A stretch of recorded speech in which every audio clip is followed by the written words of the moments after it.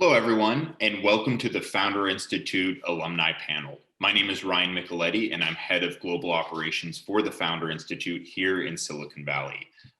We're joined here today by three alumni from programs across the world, who I'll introduce in a moment. And really the goal of the event is to get your questions answered. And so as most of you know, Founder Institute is the world's largest pre-seed startup accelerator. We've been around for 12 years. We've launched over 5,000 companies that are part of our portfolio. And we operate in over 200 cities with a mentor network of 21,000 mentors. And so if you're interested in learning more about Founder Institute, how we support founders, and potentially enrolling in our program, you can go to fi.co/enrolling, and you can see a list of all of the different cities across six continents to look at potentially enrolling in the program. So let me explain a brief agenda for today. First, I'm going to introduce the alumni who are joining us today. Then we're going to get your questions answered. So this is live. If at any point you have questions for anyone here, go ahead and put your question in the chat, and I'll start the conversation off with a couple that I usually share in the beginning. And then after this event, we're going to do a post-session networking event on Airbnb. In the virtual environment, it's harder to network with other founders and people. And so at every opportunity, we want to help founders network with each other to find potential co-founders, mentors, investors, and really just build relationships with people within the network. So we'll send the details of the networking session at the end of this event. So let's go ahead and get started. First up, I'd like to introduce Saad Hassan, who I've worked with through the Founder Institute Toronto. He's an alumni there, and he is the founder and CEO of Nvestiv Capital. Saad, do you want to do a quick introduction? Yeah, absolutely. Thank you, Ryan. Hello, everyone. Ryan said, my name is Saad. I am in the investment banking space, but that's really a vague sort of category. I guess the best way to describe what I do is it's a marketplace for alternative investments, which is anything that's not related to the stock market, right? So your typical real estate, your venture capital, startups, oil and gas, energy, all of those types of projects, they require large amounts of money, and they look to raise money from high net worth individuals, high net worth families, institutions like pensions, insurance companies, and etc. So there is a marketplace that really a lot of people don't know exist. It's a world that most of us aren't used to, and that's the world that we operate in. Really, we're just a system where we match make the right investors with the right parties. That's the best way to describe it. My involvement with Founder Institute started, I would say, a little over a year and a half ago to maybe 2 years, Ryan, I think. But I did the course in the summer, and I remember I was thinking to myself when I was reviewing the program, I already know a little bit about Founder Institute. I knew a little bit about the Techstars program. I know how to build a business. So, what would potentially make me want to do the program? I realized that I wanted to learn to streamline the communication and the messaging around my business, right? I wanted a structured approach, and I think that's what I was missing at that point. So I'm really happy that we did the program. We've done really well so far, I think, because of a lot of the things that we've learned in the program, but more importantly, a lot of the networks that we've built since then, whether it's through FI, whether it's through through other things that we've done in connection with FI. In terms of what we've done so far, we've been in business for about a year and a half. We've done very well in revenue. Our product is finished. We also, I've managed to do something separately as a result of the business that I've created, which allowed me to invest on my own alongside some of the deals that we see on our platform. So on my spare time, I also look at deals and look at startups and et cetera, where I invest as well. Awesome. Well, we appreciate you joining today, Saad. I know you're busy, like all of the alumni. And then you also co-host the clubhouse that we have, the FI Alumni Clubhouse, and that was actually an idea that you and your team came up with. So that's been great. Yeah, I would say though, one of the things that our managing partner said to us is that the important part is not just the cohort itself, but also staying in touch with the alums, making sure that the resources are shared. we all have different strengths and different weaknesses, and we're able to learn and rely on each other. So Clubhouse is a forum that we use. Felicia's been organizing that. We've just recently started. Before that, we're looking to organize a global group of all of the alums from FI so far, where we do bi-weekly or monthly Zoom calls. We have a Slack channel and etc., where people can just post and really talk to each other and rely on each other. Yeah, that's awesome. Well, thanks for joining today. Next up, I'd like to introduce Irene Bangwell. She is an alumni from Founder Institute Lagos, and she is the co-founder of KNOSK Education. Irene, good to see you.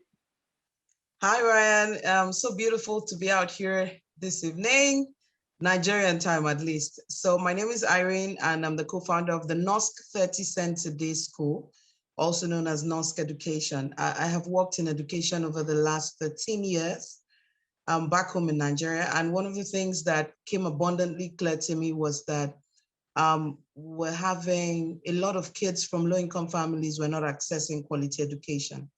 So 83% of our kids are going to public schools, and public schools are broken.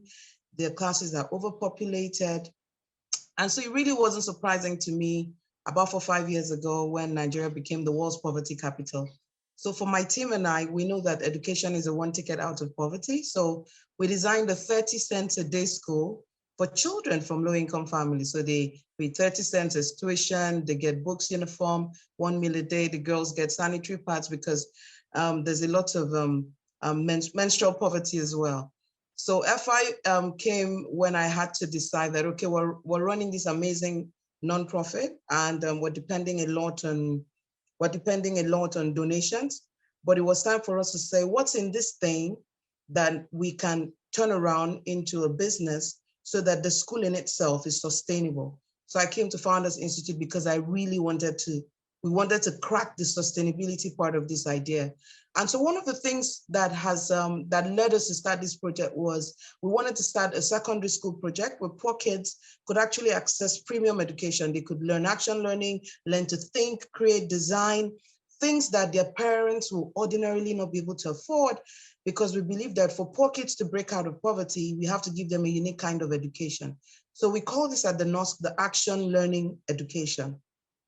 So our FI company is called the KNOSK School Limited, where what we're doing is we're developing a solution that will provide deep learning in a way and at a rate that is first and foremost affordable to poor people like the kids at the KNOSK Ordinary Day, and then the lower rung working class in Nigeria, who may not be able to afford $1 million in fees, but still want their children to access quality action learning education so that they're better positioned for better economic realities.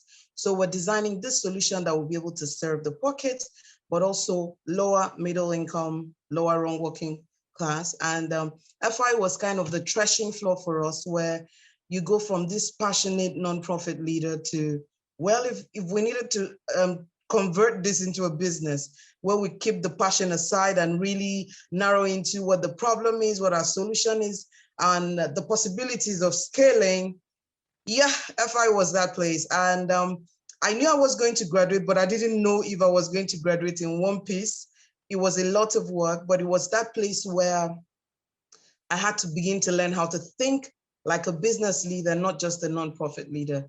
So that's the KNOSK Education. Kids are getting action learning education at 30 cents a day. But in order for us to be sustainable, we want to take the core product of that nonprofit and make it available at a scale to people within our country, throughout the continent, using tech and non-tech solutions, tech and non-tech platforms to push the solutions in order for us to be able to plant more KNOSK schools, but actually run a business that supports our passion to bring quality action learning education to Africa. So it's beautiful to be here and get to meet other FI alumni so that I can hear all our crazy stories. I know that I'm not alone in this. Well, thanks for joining, Irene. You're doing some amazing work, and I already see a couple questions here in the chat, so we'll get to that in a minute. But first, I'd also like to introduce Tom Elliott. He's an FI Boston alumni and co-founder and CEO of Left Hook. Tom, welcome. You want to do a quick intro? Yeah, I don't know how to even begin to follow up with after following Irene, but hopefully we're doing something almost as interesting.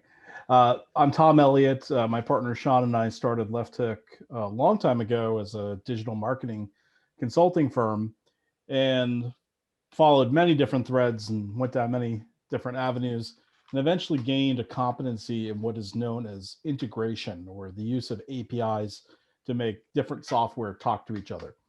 And through that sort of emerging strength, we started to do professional services or consulting work around the development of these integrations, which also then led us into a sort of a niche inside a niche inside a niche around the building of those types of integration tools in a way that a non-developer could eventually make their own connections between different software apps. And so Left Hook has been early in on the concept of the citizen developer or the citizen integrator, which is this very exciting area of software where you build software so that other people don't need developers to get work done. And so in that niche, we have sat as professional service providers for quite a long time. Along the way, though, we always intended to become a scalable, investable SaaS company, or at least a company that someday get a multiple revenue. And to prepare for that transition from being a consulting group to becoming more of a product company, we entered the FI accelerator in Boston in the fall of 2019, where we brought a bunch of ideas and a bunch of learnings from our consulting life to the table and had dedicated time and resources to really think about being a different company, which is, if any of you have ever been in a consulting company or started a consulting company, they're very easy to start, but they're hard to leave for all sorts of lifestyle reasons and things like paying your mortgage.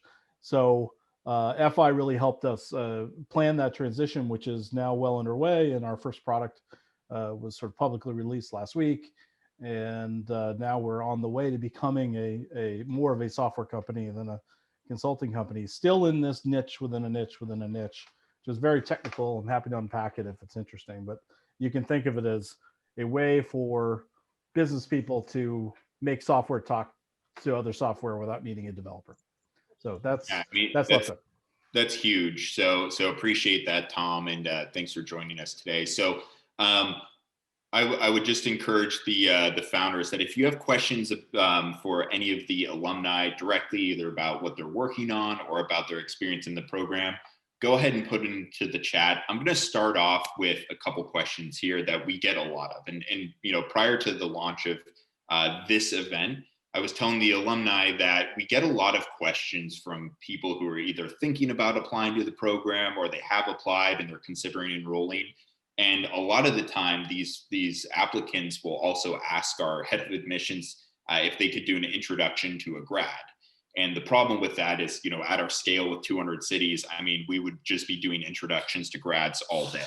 And so instead of doing one-on-one introductions, we've decided to host these alumni panels to get your questions answered. So you can ask the alumni anything you would like, the good, the bad, the ugly. So just to kick this off, Saad, I'll ask you the question first, since you did the first introduction. You mentioned a little bit about like where you were, when you first joined and your reasoning, but could you go back and tell us a little bit more about like the stage of which your company was and the exact sort of reason, or what was that like moment when you were like, okay, I'm going to go ahead and join Founder Institute? Yeah. The stage that we were at was that we hadn't built a product yet. I had an idea. We learned about validation, but I had done a little bit of validation myself in just calling our clients on a random basis and running my idea by them and saying, well, if I did something like this, would you pay for it? I had an idea as to how I wanted to do things. I was debating as to whether I wanted to raise money for the business or whether I wanted to bootstrap it. There's a lot of questions in my head, and I had connected with a few people and asked those questions, but never really got the questions answered the way that I wanted them to be. One of my team members, she found the FI program while we were looking for angel investors, actually.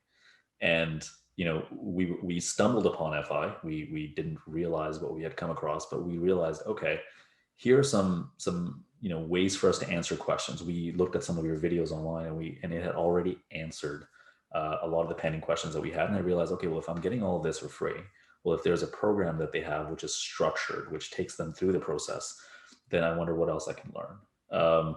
I had spoken with a previous grad from FI, and I think what really put me over the edge was that what she said to me was, you know, if you're looking to learn how to start a business, learn how to, you know, create an idea, this is not the program for you. But if you're looking to build a network, but more importantly, if you're looking to sort of understand how you're going to communicate your value proposition to people, understand how you're going to learn to, you know, say less in your dialogue, in your messaging, how you're going to focus on learning about the legal aspect of things, because a lot of people don't talk about that. So those are fundamentals of growing a business. And I think the key word there is growing, right? The fundamentals of growing a business. If that's your priority, then you should do the program. I actually found that to be the wrong case when I did the program. Being the pre-seed accelerator, it's more about starting the program. And all the things that I thought I knew about having started a program, I realized that as we went week by week, I realized I hadn't done most of those things yet. So I came in thinking I was going to, you know, I was way ahead of the whole, you know, system. I kind of knew what was going on. The first 1 or 2 weeks, I thought, okay, yeah, you know what, like I'm a little further ahead.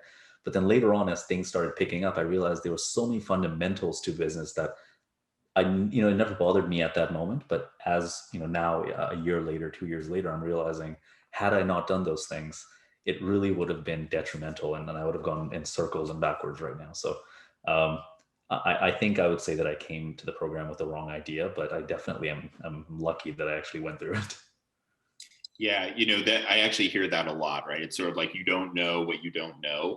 And so, like, you know, it's a way for you to kind of go through the process and make sure like all the boxes are checked. You're actually doing it in a structured approach. And, you know, we say that structure helps you scale faster. And so kind of getting you into that mindset of, okay, here's what a highly structured, scalable process looks like. Yeah. And the secret is that if you can apply some of those frameworks that you kind of learn by osmosis in the program, you know, we've been able to scale pretty effectively through structure, you know, to 200 cities. And if you can kind of learn by osmosis and apply that to your own business, then that's going to help you as well. So that's great insight, Saad. A question here for Irene. So this comes from Jamie in the audience. She said, your company sounds amazing. How are you able to operate at your current cost? All right, so I always get that question every time we talk about the KNOSK 30 cents a day school. And I know everyone is like, how is this even possible with 30 cents? So what we did when we started out in 2019 was to just step out and do crowdfunding. And so we just raised money on social media. Cost of keeping one child in school for a 3-month term is about $130. So if your families are paying 30 cents a day, that comes to about maybe roughly $10, and then we kind of crowdsource the rest. So we have people co-sponsoring kids. We have people, taking up their meals. We have people calling to say we want to support a meal for a day. So we've been doing that a lot. But you just get to the point that you kind of like the enthusiasm of the people. You want it to continue, but this is not scalable. So for now, that is the model we're depending on. And so we hope with the experience we've gotten from Founders Institute program to be able to now, we'll keep getting donations, but we want something more predictable, something more sustainable, something that can make us kind of predict our growth, because we want to plant the schools in so many communities, but on a model that is solely dependent on individual donors, that will not be very easy to predict. But so far, so good. It's been 2 school years now. We have Nigerians coming out and doing amazing, co-sponsoring kids they don't know, they don't want to know about. We have Nigerians in diaspora.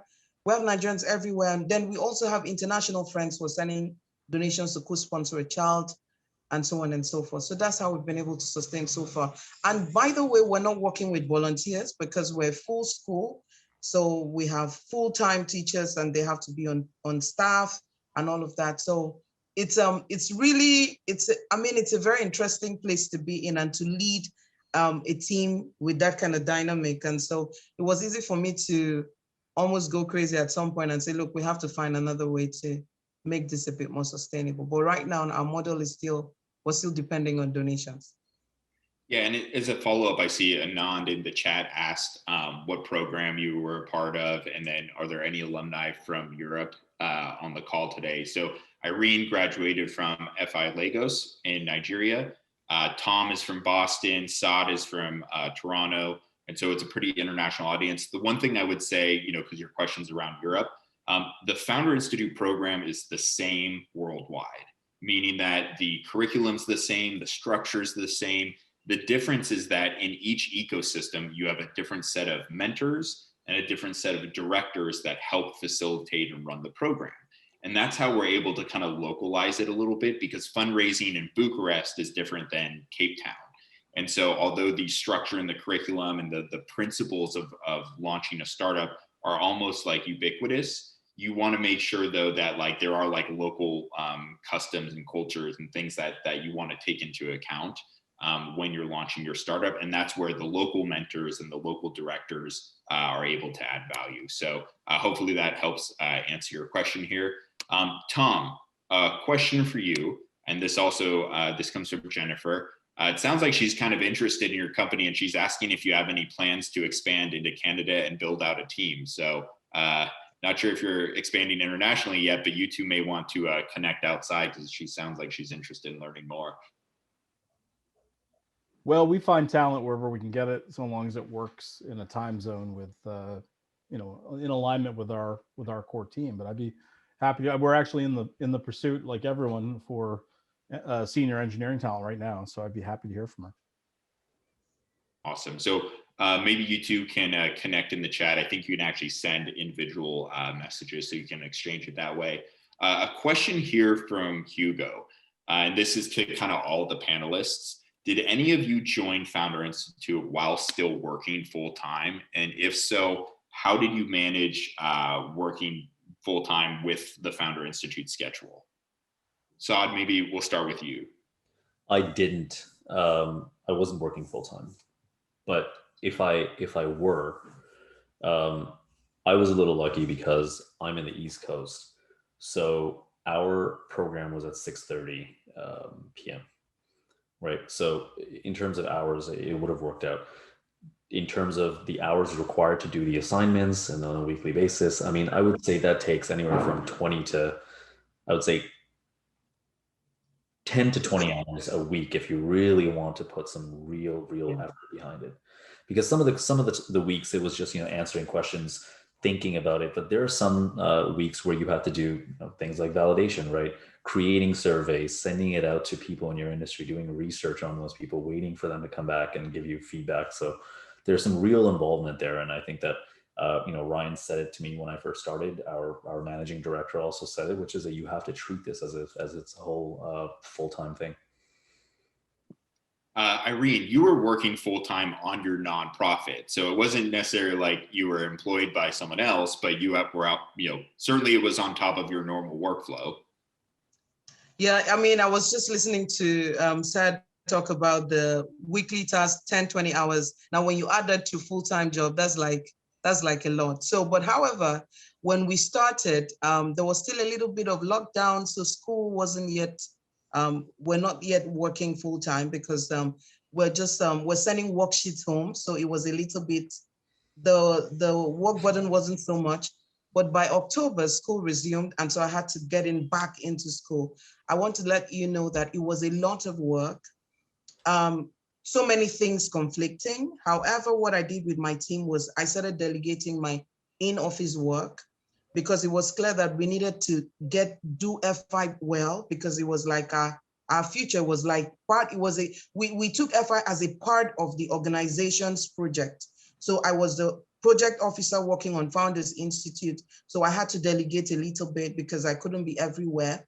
So what I did was I tried to delegate where I could, because again, I was a team lead. So I think that could be a plus. So I delegated. There were times that the FI work needed for me to brainstorm with my entire team. I didn't want to interrupt the entire team. So I now had this little circle where when we needed to brainstorm on FI, I would call them into my office and we'll go on. I mean, it helped reduce how long I could work on a task per time. But I think the priority for me was just knowing that it was just a phase. There was a lot of inconveniences, a lot of sleepless nights, but it was worth it. I think our bottom line was we're trying to do this for the organization. So everyone we kind of worked as a team. And so I think that helped us delegating, creating a small team that also worked with me on this from time to time. And just knowing that it was not going to be the normal thing. I was going to do extra, but then I was going to graduate eventually. It was a phase. And so I think it helped me. I dealt with it in my mind. So I was able to go through the whole process. There was a lot of work, but it was work that was also helping us learn about the company. So because we worked as a team, we're finding out things, looping back to the team, and the team it was a very great experience for all of us. A lot of work, but it was part of the whole. We saw it as what our organization needed to do at the time.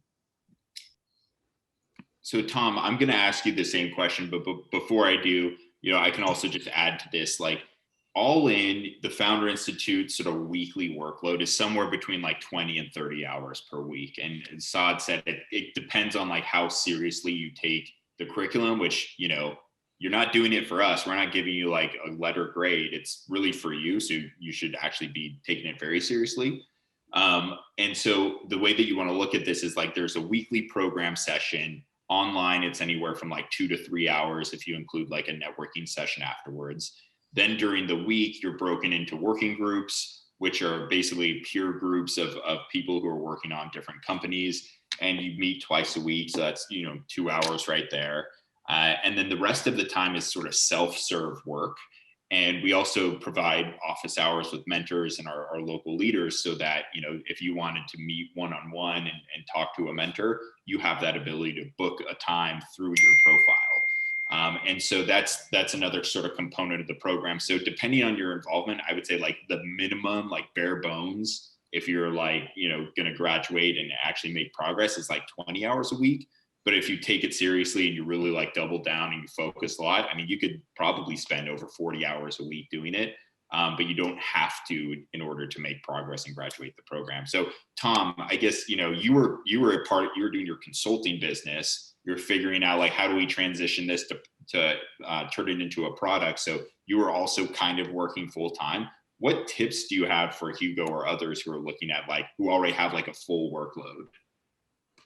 So if you're lucky enough, like I was, to work on my own business as my full-time job, that was also the business I was developing in FI, which is unusual. I think we were the only ones in our cohort who were in that position. Then a couple things. One, it's just labor of love, and you might work more than 40 hours a week, but that's okay. The other thing is, I think, at least in our experience, the program was more understanding of us not completing every last little bit of homework, particularly when we had to say, hey, it was either sell a customer. I had 3 sales calls and I had to get this proposal out for a customer to keep the lights on, or, do my 9th discovery phone call. And they're kind of the same thing, depending on what week you're in. So for us, it wasn't a big deal. I will tell you though, that of the cohort that I graduated with, the ones who were the most able to, the ones who were able to stick it out and manage a full-time job on top of FI were typically single in their 20s, and they were dead tired every week. They were working very, very hard. We had a meaningful number of people drop out. And, I think that happens, and that's a natural part of the process. But I think part of that dropping out was people who originally thought they could handle a full-time job, family life, and the FI commitment, and something had to give by week 6 or 8. And in fact, I think the program kind of, if I remember correctly, Ryan, it kind of pushes you into moments to really stare in the mirror and say, are you sure this is for you? Which I think was actually really helpful to there were some people in my cohort who were not, and I say this without prejudice, they were not meant to be entrepreneurs. And they realized that by going through the program. So that is a function. It's not the primary function, but that is a function of FIs to help someone who thinks they might want to be an entrepreneur. You're going to find out pretty quickly what it takes, which I found useful, because there were some people in there that I think their lives just didn't lend themselves to doing a startup. And it was much better for them to find that out this way than to have quit their jobs and put their financial future on the line to then find out they're not really intended to be an entrepreneur. So if that's helpful. Yeah, no, I mean, you're exactly right. Founder Institute tends to be a proxy for real startup life, right? So like, regardless if you do the program or not, if you're working full time and you're thinking about doing a startup, you're gonna have to put in 20 hours a week anyway, right? And if you can't find the time to do that, and most of the time it's a time commitment issue, it's not really like a talent issue, it might not be the right path, right? Or maybe it's just bad timing. I mean, I've got 2 young kids and it'd be impossible for me to start a startup on top of working full time at FI and everything else. Now, I do have other companies that I run, but starting a company is like a little bit extra because you're kind of starting with like no momentum and you're trying to create that momentum as you go. And it's, starting from a place of standing still is much harder than when you already have momentum. And so, Tom, to your point, like, you're exactly right. It does challenge you to think, is this the right path for me? Am I committed enough? Do I actually care about this problem or this product enough to where I'm actually going to have to stay up late, or I'm going to have to make sacrifices? And so everyone has a different sort of journey and a different sort of circumstance. And so it really depends on the individual, but that's good to hear. Ryan, I think you have something to add. Ryan, yeah, I wanted to add one little thing to that, which is, the way we've been talking about the program so far, maybe it's just me, but I get the impression that, we're talking about it as a class or some sort. I really want to make that distinction that it is, and that's what I thought as well, it is nothing like a class. The 20 hours or the 30 hours that we would have to spend doing our weekly assignments, I realized that those assignments were geared towards, based on where we were at the stages of our company, things that we would have to do for our company anyways. So those assignments were tasks that we were supposed to do for our business if we're really looking to proliferate our business. And it was just done so in a structured manner. And then even the weekly sessions were mainly guest lecturers who were other founders, mentors who had either gone through the program or had done something significant outside of the program, who came in and shared their experiences on a specific topic. And then, as you mentioned, the peer groups that we did. I mean, that I think was one of the most underrated things that we've done in the program, which isn't talked about very often, is to be able to go through those assignments and share how other founders are doing the exact same tasks. And so I think an amalgamation of everything together is what makes the program. And I would hate for it to sound like it's somebody lectures and you kind of take notes and learn along the way. You're 100% right. And I'm glad you made that distinction. I think, go ahead, Irene. I mean, I like that Saad clarified that. I remember my very first task, and the very first questionnaire asked, how long are you going to be able to invest in this? And I was like 5 hours a week. And I remember a sentence where I wrote, I think I can spend 5 hours working on the FI task. And I remember one day replying and saying, no, this is not FI task. This is your business development task. It wasn't clear to me until the very next week. And I realized that, wow, this is like having someone giving you space to actually think through your idea in a way that builds your business. So I like that Saad has clarified that it's not lectures that we're sitting down and someone is talking to us. If there's anything, FI really gives you room to think, to breathe.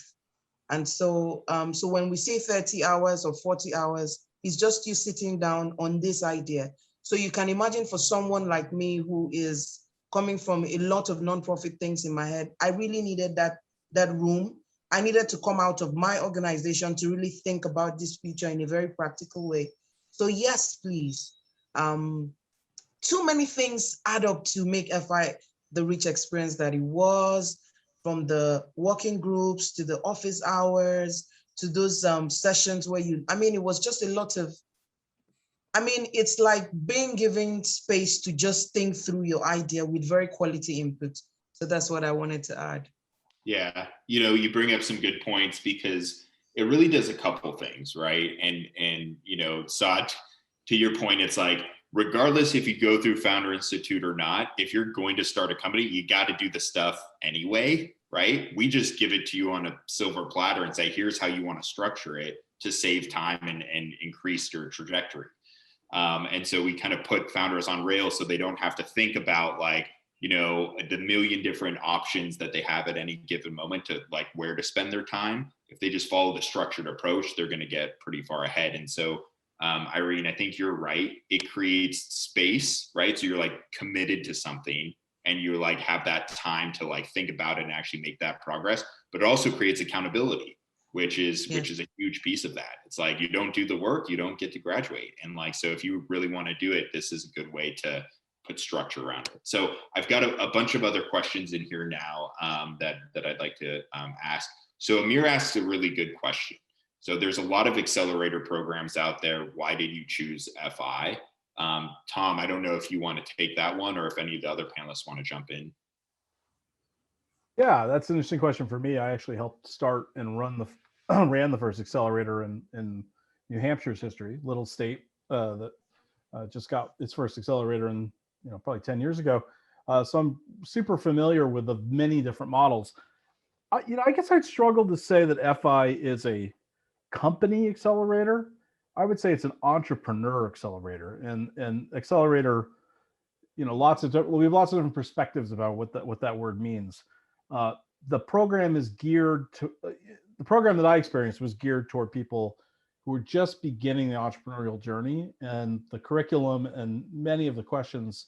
I mean, yes, it resulted in a company being formed along the way, but really it was about forging an entrepreneurial mindset and being an entrepreneur. It is not similar to a accelerator like Techstars, and in fact, my understanding is that at least in Boston, the FI program is viewed as a feeder to Techstars. So we're often encouraged to apply to that and other accelerators. There's actually a number of accelerators in Boston that FI founders or FI graduates are encouraged to apply. So I think I would say it's if even though we were a company that existed coming in, the product mindset and the type of company we wanted to be is really why we wanted to be there and focus on that. So in that sense, I wouldn't say we're at step one, but we were very, very early. We're ahead of many of our people in the cohort, but we were very, very early in understanding what it would mean to be a software business or a subscription software business as opposed to a consultant. So we were happy to kind of squeeze ourselves into the model, even though we were a little out of place. So I think you got to know what stage you're at and what you need. And if you already have if you've already been an entrepreneur and you've got a company that you need to accelerate, I'm not going to say FI is a bad program for you, but it's not a direct hit the way I think it was always intended, which is, hey, I've got a full-time job, but I've thought about being an entrepreneur. Let me dedicate some time in doing that, in a focused way. And at the end, it will result in a company. It's just a slight different matter of emphasis. Does anyone want to add to that? I would like to. Can you hear me? Yes. Okay, so for me, it was two things. I saw the application, and when I started filling it out, I saw there was my idea was de-emphasized. And I was thinking there was going to be a process that I'm going to talk about my idea, and by the beauty of the idea, I was going to be admitted. And I found that was the easiest part of the application process. And then I go through this patterns test, 17 slides of identifying patterns and making connections. And my mind goes, oh, this is the entry point. What will the experience be like? It was the most challenging thing I had ever done of all the applications I had taken. I mean, I found myself like straining. So I felt that this was exactly something, I needed something challenging. I can easily get bored with learning experiences. So I wanted something that was challenging. I didn't want anything academic. I wanted to find me. I wanted to find my business voice. I wanted to find the entrepreneur within me. And so when I saw that entry point, it was something I really wanted to experience the other end. Like if the application process, why are they de-emphasizing the idea and focusing on the quality of my person? So I wanted to see what would come out of me at the end of the FI program. So that was for me the connection. That's what made me choose FI. I would say that there's a term that we always hear. I'm from the investment space, so it's common, is that people invest in people, not ideas and not products, right? And to translate that over to this question, the difference between accelerators and FI, I would say, I think Tom touched on this, is of all the accelerators that I've spoken to so far, the accelerators, purpose was the idea of finding product market fit, commercialization, how to make your business grow and earn revenue. So that all comes after the product and idea has been built. But the idea of developing the person, developing the entrepreneur, if you were to take one entrepreneur who really knows how to build a business and put him into any business, can he still survive and thrive in that business if a little education went into that person and understanding that industry? So I think that's the difference. And that's why I chose to go with a pre-seed accelerator, even though I don't think we were at a pre-seed stage, because I wanted to condition myself and educate myself on how to be an entrepreneur and not, how to build my product, because I felt that there was nobody else who can build my product the way I can. But who was going to build me along the process? That's the question that I had to answer. Yeah, you all bring up great points, which is, we're the founder institute. We're not the startup institute, right? Everything we do is founder focused, right? Because the founders are our customers. So we can be extremely founder focused, whether it's like running postgraduate programs or it's doing, the initial program. So, I like to say that like we kind of, the secret of FI is it's not just, to help you grow your business and give you that global network, but it's really to kind of build you as a person and an entrepreneur. And there's this sort of transformational process that happens not just with your company, but also with you and your mindset, throughout the program. And so there's a lot to the structure of the curriculum, based upon like building the actual entrepreneur themselves. So a couple other questions in here. Saad, you asked, what is the most difficult part of the program? Would anyone like to jump in on that one? I would think it's the task. I think it's the task jolts you to reality. When you start thinking about starting a company, you think you have this amazing idea, you kind of hug this idea, and then you get that weak stars that say, send a survey to people that are your target audience, then wait for their feedback. And so you throw out these surveys and people are saying, no, not interested. And you're like, no way. I was so certain that this was going to work. So the moment of heartbreak where you're like, whoa, people don't want this, or they don't want this in the format that I think is the best. And then Founders Institute helps you detach from the idea and be a person who realizes that you can evolve, your idea can evolve. But now this sounds really nice the way I'm saying it because you're out of the program. But when you're in that program or when you're pitching and the mentors are like, I'm not hearing you. I don't get your idea. I don't think it's going to work. So those were the hardest part for me. But I think because I started out knowing that it was about me. And one thing I took away from Founders Institute is that the entrepreneur is the constant. If the idea is about the people, if the idea is about solving problems, then we detach from the form that the idea takes and allow the idea evolve into something that the customers really want to pay for. So when I started having this realization, it wasn't fun, it wasn't interesting, because trust me, especially when you want to go into tech, you have an idea what your app platform is going to look like and what the features are. And then you start sending out that surveys and the audience said, no, they don't want it. Or then you start studying failed startups who had similar ideas like you did, and you start coming face to face with the kind of challenges that they had. And then you realize, oh, I don't even need to build a tech platform just yet. So, but I think it's those shocks that happen when you had an idea of how your idea will go, and then you hit the reality, not because a mentor told you your idea won't work, but because the market is saying, I don't want it in this format. And then you do realize that, oh, while I'm the constant, the idea and the business is not about me. It's really about providing a solution that people want to pay for. Tom, for you, what was the hardest part of the program? I don't know if hard's the right word, but we were a little bit odd to be in the program at our stage anyway. And then once in the program, which by the way, we joined a little late, so we were even more unusual. We didn't get into, I think, the second or third class. And probably the piece that was hardest for us was that almost to a person, the other companies in our cohort were very much consumer oriented, B2C companies. And we're like a super geeky B2B company. So frankly, there was a lot of content and a lot of mentors brought in, spent working on B2C, which I think was incredibly helpful to our cohort, but was less relevant to us. So I don't want to pretend that it was hard to, sit and learn about stuff that didn't directly apply to our business. But I think that's a consideration. I think somebody asked in a chat, what was something to watch out for with FI.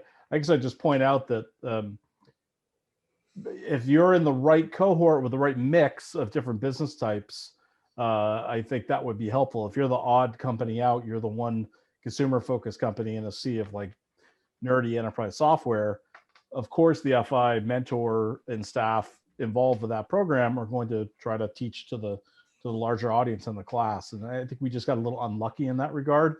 I will say that our mentor has done a ton outside of those classes to be really helpful to us, and he himself was from enterprise software, and so that itself made it worthwhile. But those 3 hours once a week, a lot of it was spent on stuff that wasn't terribly applicable to us, and that I think was just bad luck or luck of the draw, because of course when they start a program, I think there were 25 entrepreneurs in there across a bunch of different verticals and different companies, and by the end there were only 7, and they were 6 consumer and 1 non-consumer. So ours might be a little bit of an unusual case, but I guess to the extent you can know who else is going to be in your cohort with you, that might be helpful. I don't know that anybody has a lot of choice. Well, maybe do they have choice in where they apply these days, Ryan, because it's virtual? Do you have to go to Lagos if you're from Lagos, or might you pick a cohort somewhere around the world that's more aligned with your own business vertical? Yeah, so to answer that question, founders can enroll in any program they want. We recommend that they enroll in the city that's closest to them, because in the very beginning, you need to be with people that are close to you, right? There's like cultural differences between like Silicon Valley and Lagos, right? And so in the beginning, your network is like the most valuable piece of the program, but also of your startup. And so you want to build that initial core network through a local program, and then the global network after you're done graduating the Founder Institute core program is unlocked, and then that's where you get access to like Funding Lab, which is a free fundraising accelerator for all of our alumni, access to the mentor network and other things. So founders do have a choice, but we always encourage them to take the local program, because that's where they're going to get the most value in terms of a network.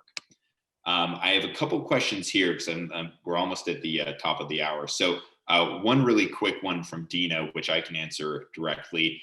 If you join the program with a product like a mobile app idea, are you supposed to build the app at the end of the program? So the short answer is no, you don't have to have your product fully built. This is really more of like a business and founder accelerator. So we do have a product development session, and you're going to make progress with figuring out what is the product you need to build.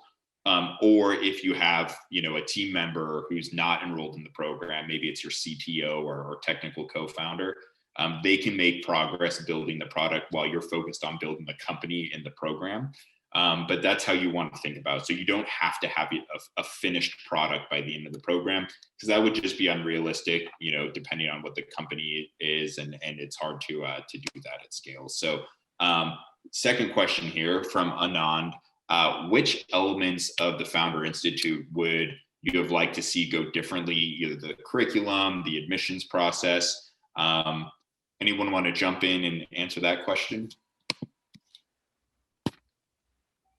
Yeah, actually, there was one thing that I was really hoping to learn, and I think this changes depending on the mentors that you have, because different mentors will come in different. We can talk about different topics.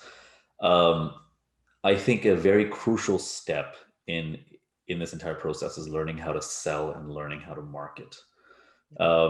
And I think that in our program specifically, we kind of skimmed over that, maybe because we had a lot of founders in our program that were people focused. But generally with startups these days, the startups are products, they're apps, they're the CEOs are developers and etc., whose expertise is in the product. But there is no point in a product if you can't sell it, if you can't pitch it, and if you can't market it. So I think that based on my experience in my program, I would have loved to see a little more emphasis on how to sell, whether it's to B2B or B2C, whether it's, the marketing and the digital marketing aspect of things. I think that a lot of people don't know that. The resources were definitely provided because some of the mentors that we had the ability to connect with were experts in those categories. And so I think the important thing is, to be able to connect with those mentors and really identify which mentor was going to be addressing your specific need. So just in the interest of time here, I usually wrap up by having the alumni answer one last question, which is, what tips would you give someone to be successful in the program? Irene, maybe we could start with you. So first and foremost, I think that if someone listening to us or watching us right now and is trying to make a decision about coming to Founders Institute, I want to say that it was a high point for me for 2020. It was a great experience. However, my number one recommendation is don't hug your idea. I don't know, I find that it's very common, but don't hug your idea. And understand that entrepreneurship is a very humble stance to take out of life. It means you're saying that you want to profess solutions. But many times you may think you know what the solution should be or what the problem should be. So when you come into Founders Institute, I want you to have a really open mind, trust the process. I think that's the core for me. When you come into Founders Institute, trust the process. You're going to like the finishing.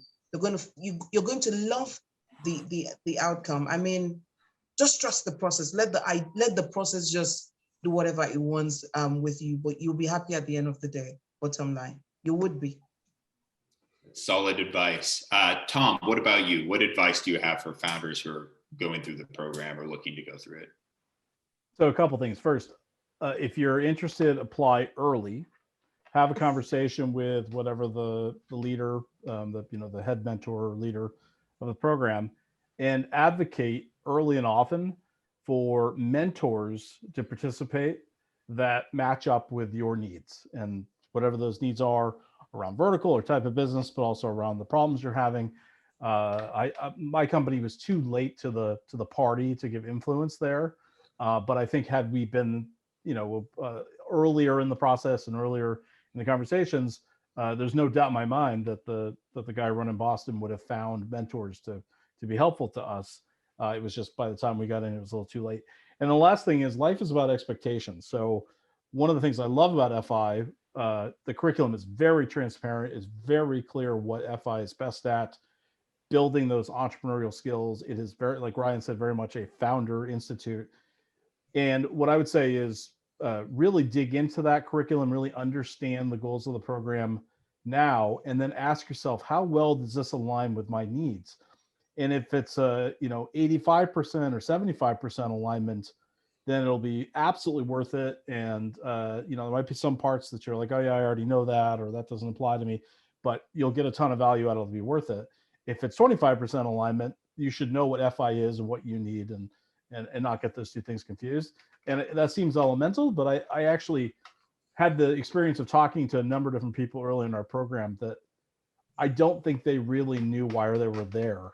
And part of it was they hadn't done their homework to know what FI was. So I love that FI has this opinion and a curriculum that backs that opinion about what it takes to be a founder.